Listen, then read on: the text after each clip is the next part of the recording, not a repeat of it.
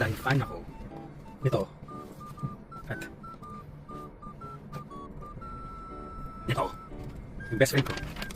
Wala na, punta kami Walter Mart, merong toy store doon, ito, yan, toy store yan. Bilagay ko doon sa sasakyan, ayusin ko lang to para makita nyo kung sino ko. Yan, yan, ako yan. Bilagay ko doon sa sasakyan. Yan, ang target ko, ito, tsaka ito. Isa, dalawa, tatlo.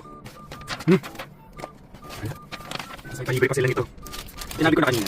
Budol ko ng kaibigan ko. Hindi naman siya ibibili, ako daw ibibili. Ano yung trabaho lang ito? Okay. So, isa, dalawa, tatlo. Buksan ko na ba? Ano natin? Isa. Ginis ko sila sa bigat. Nabuksan ko na. Ito yung box. Ito yung gusto ko talaga makuha doon sa display.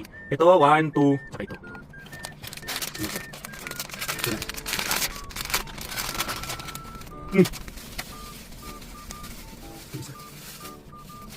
Cute naman! Mabigat! Tsaka ano, kung sasakyan nga, kaso nga lang wala siyang pagdikit dito, lalagyan mo na lang.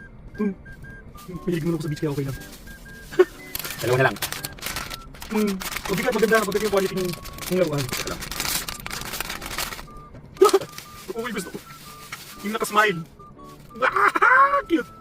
Mabigat siya, tsaka mga quality. Yung mga sabi nung nagtitinda, parang nasa 600 plus daw dahil nakapromo daw siya. Hindi ko alam kung nakapromo ko ba ano. Parang feeling ko nabudol. 400 na lang. Kaya nakapromo na ano. Ito yung last. Ito ko alam kung nakakakuha ko ba ito. Ito final. Cute! Teka lang.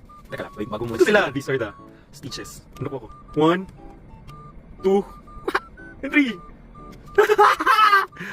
Cute. Ito yung dalawang gusto ko. Hindi ko lang nakuha isa, pero okay na din ito kasi mahilig naman ako sa beach. Hindi ko siya nakuha ko na. Hindi ko alam kung, ano ba? Hindi ko alam kung kakatawa ko ba ito. Parang good deal na sa 400. Kasi hindi ko, pero na-happy ako. Kaya ito lahat ay pakiramdam ng gusto mo bumili ng mga collectibles. Pero walang work. Yun lang. Sige, scroll mo na.